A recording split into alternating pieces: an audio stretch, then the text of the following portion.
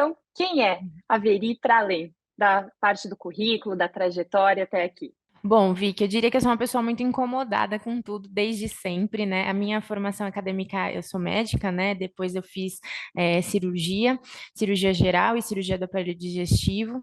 E a parte da comunicação médica sempre me incomodou desde o começo da faculdade, né? Assim, se as coisas já são muito difíceis hoje, você imagina aí há 10 anos atrás, eu já tenho esse tempo aí de formada, e a gente tinha muita dificuldade aí, né, na abordagem dos pacientes, né, nos internatos, nos rounds que a gente passava lá à beira do leito, e eu ficava sempre muito desconfortável com aquilo tudo. Eu me lembro que eu tinha uma professora muito especial que ela sentava do lado do paciente, assim, num banquinho que tinha, né, às vezes até naquela escadinha mesmo de subir na maca do paciente, ela sentava ali, pegava na mão do paciente, colocava em cima dela e olhava para ele. E aquilo já fazia, assim, outra consulta. Eu me lembro de o olhinho do paciente, assim, brilhar. Eu falava, gente, às vezes precisa tão pouco e nem isso a gente está disposto a fazer, né? Então, eu sempre tive esse olhar, né, voltado aí para essa dificuldade de comunicação e até o quanto a comunicação bem feita, o acolhimento do paciente tinha, de certa forma, até algum potencial curativo, né? Ou de fazer até a doença melhorar mesmo do ponto de vista clínico. E aí eu vim trazendo essa indignação, esse incômodo de cirurgia.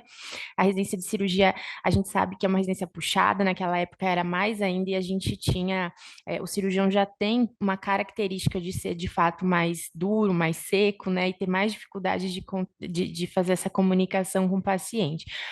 Depois disso, eu fui trabalhar com cirurgia oncológica, com cirurgia, especialmente uma cirurgia oncológica que a gente chama de hepatobilio-pancreática, que é do fígado, pâncreas, e onde são cirurgias muito difíceis, com pós-operatório bastante complicado, e especialmente os cânceres dessas regiões são cânceres de difícil tratamento, de difícil cura, e eu percebia que muitas vezes os pacientes tinham internações prolongadas, eram pacientes que a família ficava muito desassistida, que eles eram retirados eh, das suas relações sociais, das suas relações profissionais, então ficavam muito tempo no hospital e às vezes a gente não tinha esse olhar aí da perda de qualidade de vida, a gente não tinha essa abordagem do paciente sobre o que importava para ele, sobre até onde ir, e se é que de fato a gente fazer aquela cirurgia estava causando bem para aquele paciente, né?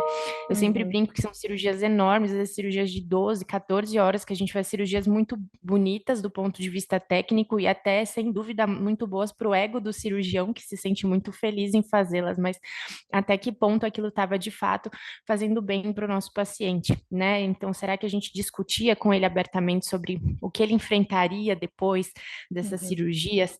E aí, como tinha eu e mais uma moça na equipe, a gente acabava fazendo esse trabalho mais próximo junto com a família, as reuniões familiares, né? E até quando esses cânceres por vezes voltavam ou não tinham cirurgias curativas, ou seja, eram cirurgias paliativas já naquele momento, cabia a nós acabar falando com essas famílias de uma forma muito intuitiva, né? A gente acaba fazendo o que a gente gostaria que fizessem com a gente, mas depois eu fui entender que comunicação não é exatamente isso, quer dizer, o que funciona bem para mim pode não funcionar para outra pessoa.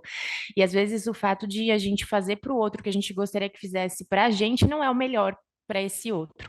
E aí Uhum. eu fui estudar isso, comecei a procurar e acabei fazendo uma especialização de cuidados paliativos, uma pós-graduação no Einstein e também um curso de comunicação no Einstein também. E aí sim aprendi direitinho como que a gente faz e existe técnica para tudo. Falo até para a gente lavar a louça existe técnica, quanto mais para falar com os pacientes.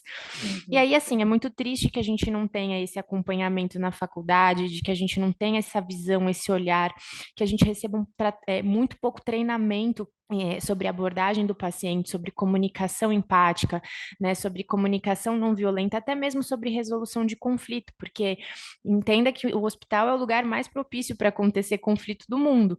As pessoas estão sobrecarregadas de trabalho, elas estão emocionalmente sobrecarregadas, às vezes diante de uma notícia triste, né, elas estão passando por dificuldades, elas trabalham em turnos que às vezes são cansativos, e aí às vezes uma troca de mensagem ali errada, uma palavra errada já pode gerar um conflito. E é uma visão que a gente Escalar. não tem.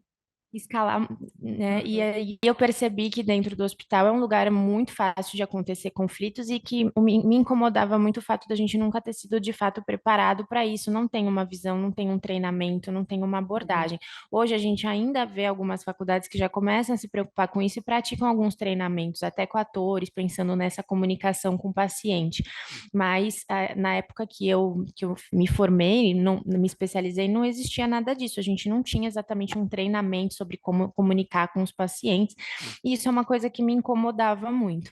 E aí acaba que a gente vai praticando isso dentro do hospital e vai começar a chamar atenção, né? Então, uhum, algumas vezes outras pessoas me pediam para me acompanhar durante as reuniões familiares que eu fazia, ou durante alguma abordagem com o paciente, ou até mesmo algum conflito. E isso me fez pensar que de repente eu precisava de alguma forma mais estruturada passar isso para as pessoas.